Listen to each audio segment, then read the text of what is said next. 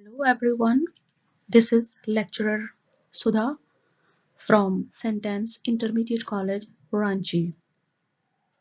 Students, today we will study the first chapter and the name of the chapter is Geography as a Discipline. आज हम लोग भूगोल में पहला अध्याय पढ़ेंगे जिसका नाम है भूगोल एक विषय के रूप में. And in this chapter, we will discuss about the main topics. And the main topics are what is geography, importance of geography, why we should study geography. Geography is an integrated discipline and branches of geography. ये जो अध्याय है भूगोल एक विषय के रूप में, इसमें हम लोग विभिन्न टॉपिक्स का अध्ययन करेंगे जैसे कि भूगोल क्या है, भूगोल का महत्व क्या है, भूगोल हम क्यों पढ़ते हैं और भूगोल एक विषय वस्तु के रूप में अर्थात किन किन विषयों के साथ भूगोल का संबंध है, और अंत में पढ़ेंगे भूगोल के अध्ययन की शाखाएं. So let's see. At first हम लोग देखेंगे सबसे पहले what is geography. Here let's see. The term geography was first coined by Eratosthenes, a Greek scholar. The word has been derived from two roots from Greek language. Geo means earth and graphos means description, and put together they mean description of the earth. यहाँ पर लिखा हुआ है clearly कि geography क्या है वास्तव में. सर्वप्रथम भूगोल शब्द का प्रयोग इरेटोस्थनीज नामक एक ग्रीक विद्वान ने किया था. यह शब्द ग्रीक भाषा के दो मूल शब्दों जियो अर्थात पृथ्वी और ग्राफोस अर्थात वर्णन करना से लिया गया है, और इस तरह से जियो और ग्राफोस को मिला करके बना है जियोग्राफी, जिसका अर्थ है पृथ्वी का वर्णन करना.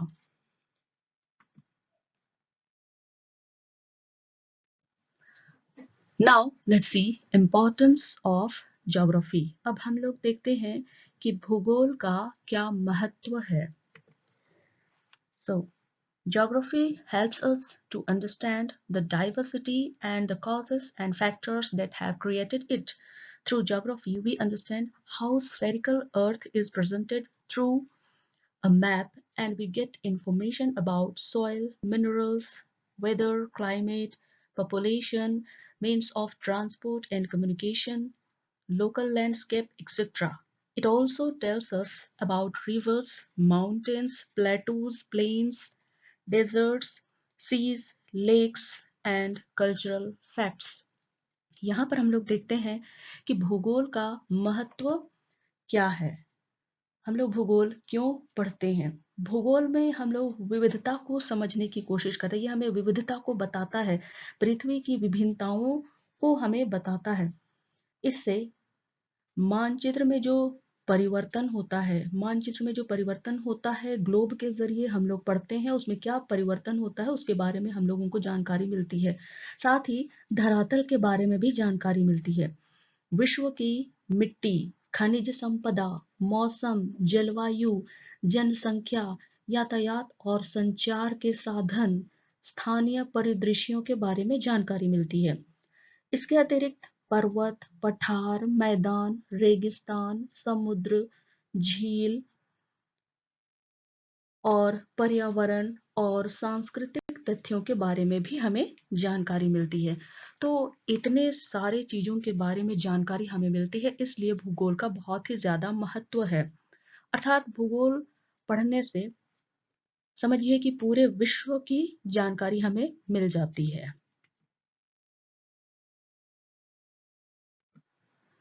Now let's see why we should study geography. आखिर हम लोग भूगोल क्यों पढ़ते हैं, इसके बारे में भी जानकारी होना बहुत ज़्यादा ज़रूरी है.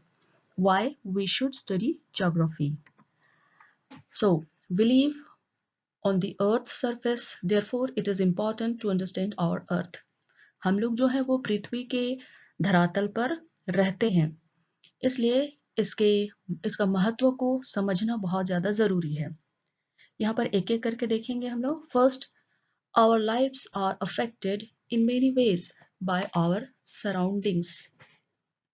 हमारा जो जीवन है वो पूरी तरह से प्रादेशिक मतलब प्रदेशों के द्वारा प्रभावित होता है. सेकंड है we depend on the resources available from the earth's surface. पृथ्वी के धरातल पर जितने भी प्रकार के रिसोर्सेस यानी कि संसाधन मिलते हैं, उन सब के बारे में उन जितने भी संसाधन मिलते हैं वो उन सभी संसाधनों पर हम लोग डिपेंडेंट होते हैं, मतलब उन पर आश्रित होते हैं. थर्ड है primitive societies subsisted on edible plants and animals. यानी कि प्रारंभिक जो सोसाइटी है वो उन प्रारंभिक समाज ने सबसे पहले प्लांट्स और एनिमल को अपनाया था. मतलब कि प्रारंभिक जो हमारे समाज थे, इंसानों के जो समाज थे, उन लोगों ने सबसे पहले पृथ्वी पर निवास करने वाले जानवरों और पृथ्वी पर उत्पन्न होने वाले वनस्पतियों को अपनाया था. तो कैसे अपनाया था, कैसे उनसे संबंध बना लिया, इन सब के बारे में हमें जानकारी मिलती है, इसलिए भूगोल पढ़ना अनिवार्य है. फोर्थ है food, shelter and dress are dependent on the climate. मतलब है कि हम लोग भोजन, आवास और कपड़ों के लिए हम लोग पूरी तरह से जलवायु पर आश्रित होते हैं. फिफ्थ है cropping pattern is based on climate of the place. मतलब जलवायु के आधार पर जो क्षेत्र होते हैं उस क्षेत्र के जो जलवायु होती है उसी पर ही क्रॉपिंग पैटर्न यानी कि कृषि पद्धति आधारित होती है. इसलिए ज्योग्राफी पढ़ना जरूरी है, क्योंकि ज्योग्राफी में हम लोग क्लाइमेट के बारे में भी पढ़ते हैं, साथ में हम लोग क्रॉपिंग पैटर्न के बारे में भी पढ़ते हैं, जिसकी जानकारी हमें भूगोल के अध्ययन से ही मिल सकती है.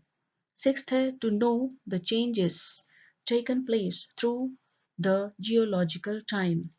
मतलब भौगोलिक समय के अनुसार, मतलब जिस प्रकार से ऋतु परिवर्तन हो रहा है, जलवायु परिवर्तन हो रहा है, समय जिस तरह से बीतता जा रहा है, भूगोल के अनुसार जो भी चेंजेस हो रहे हैं, जो परिवर्तन हो रहे हैं पृथ्वी पर, उसके बारे में हमें जानकारी मिलती है ज्योग्राफी के स्टडी से.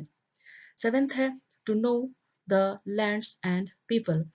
मतलब कि जनसंख्या और स्थानों के बारे में हमें जानकारी मिलती है भूगोल के अध्ययन से. 8 है develop skills to convert globe to map. मतलब कि ग्लोब का जो मैप होता है उसमें जो भी परिवर्तन हो रहा है, जो भी विकास हो रहा है, तो उसमें विकास के साथ साथ में क्या परिवर्तन हो रहा है दुनिया में, और वो सब कुछ हमें मैप में भी दिखाई देता है. उन सब के बारे में अध्ययन करने पर हमें जानकारी मिलती है कि क्या क्या परिवर्तन हो रहे हैं, क्या क्या विकास हो रहे हैं. 9th है to have visual sense of the earth's surface. यानी कि जो पृथ्वी का जो सरफेस है उसके बारे में हमें दृश्य जानकारी मिलती है, मतलब देख करके और पढ़ करके हमें जानकारी मिलती है अर्थ सरफेस के बारे में. तो इतने सारी जानकारियां हमें मिलती हैं भूगोल के अध्ययन से, इसलिए कह सकते हैं कि भूगोल पढ़ना अनिवार्य है इन सब की जानकारी को प्राप्त करने के लिए.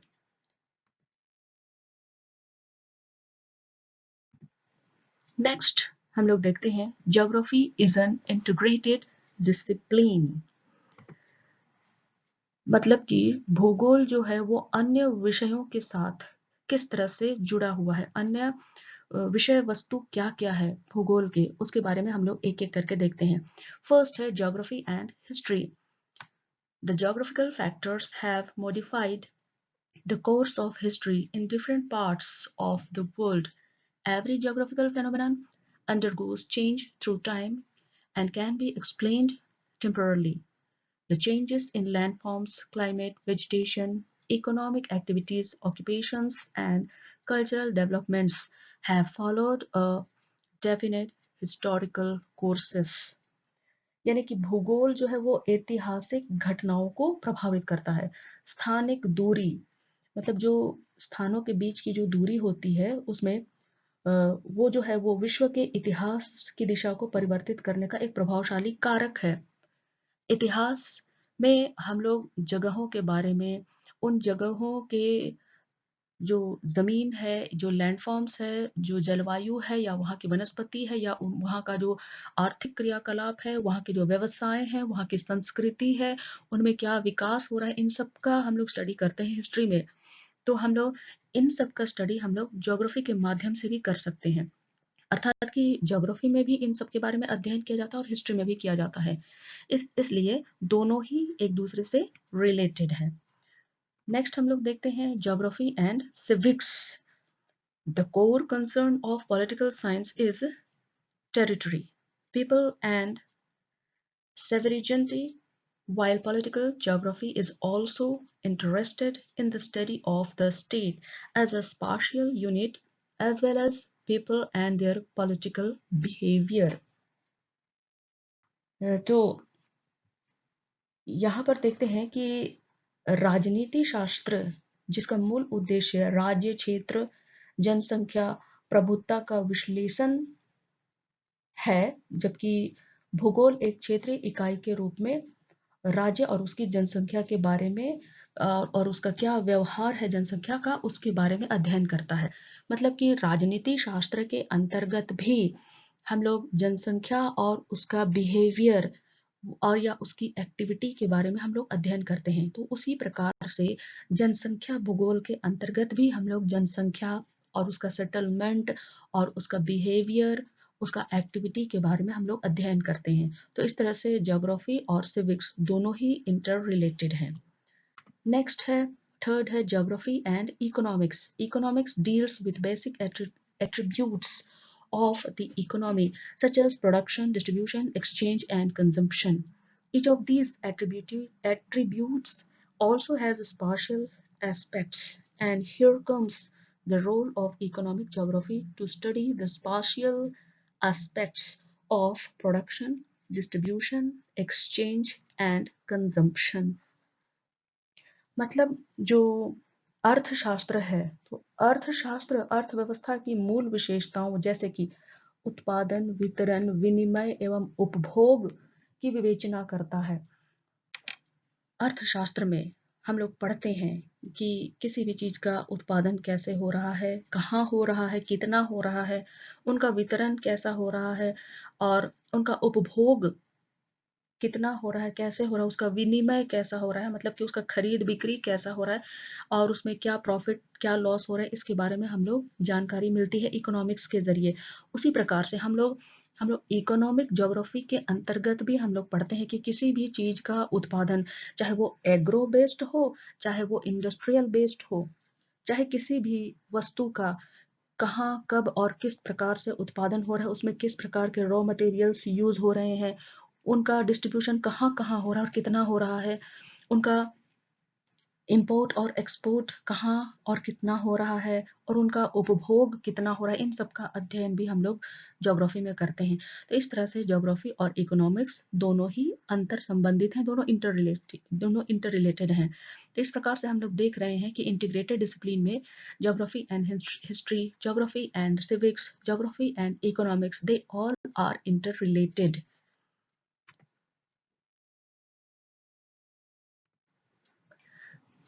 Now, next, let's see branches of geography. अब हम लोग देखते हैं कि भूगोल की शाखाएं. The major approach to study geography have been systematic geography and regional geography. मतलब भूगोल के अध्ययन की मुख्यतः दो शाखाएं हैं. Systematic geography पहला है क्रमबद्ध भूगोल and second is regional geography, दूसरा है प्रादेशिक भूगोल. इसमें हम लोग एक एक करके देखेंगे. What is systematic geography? The systematic geography is the same as that of general geography, and this geography was introduced by Alexander von Humboldt. In systematic geography, a phenomena is studied world over us all, and then the identification of spatial pattern is done. मतलब systematic geography जो है इसको देने वाले geographer थे Alexander von Humboldt.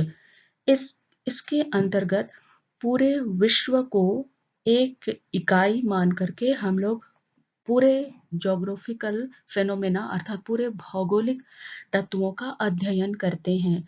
जैसे पूरे विश्व को एक क्षेत्र मानते हैं और उसके अंतर्गत जलवायु, वनस्पति, पर्वत, पठार, मैदान, जनसंख्या, आवास, कृषि, इन सब का एक एक करके अध्ययन करते हैं जिसको कहते हैं क्रमबद्ध भूगोल।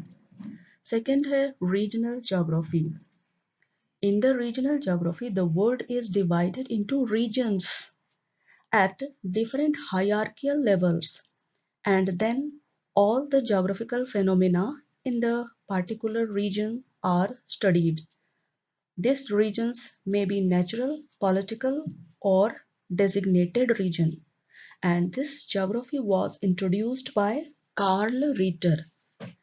ये जो प्रादेशिक भूगोल है इसको देने का श्रेय भूगोलवेत्ता को जाता है जिनका नाम है कार्ल रीटर। इस भूगोल के अंतर्गत पूरे विश्व को छोटे छोटे प्रदेशों में बांट दिया जाता है और तब उन छोटे छोटे प्रदेशों का एक एक करके भौगोलिक तत्वों का या भौगोलिक तथ्यों का अध्ययन किया जाता है।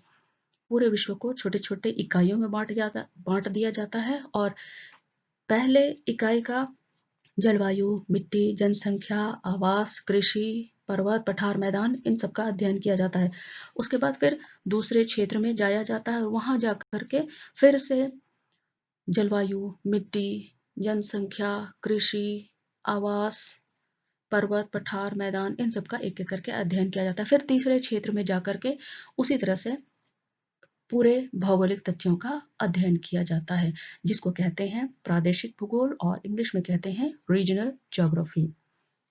सो स्टूडेंट्स, आई होप आप लोग इस फर्स्ट चैप्टर को बिल्कुल अच्छी तरह से समझ गए होंगे। तो हम लोग यहीं पर समाप्त करते हैं। नेक्स्ट क्लास में हम लोग फिर से मिलेंगे। तब तक के लिए students thank you. Next class में फिर से मुलाकात होगी।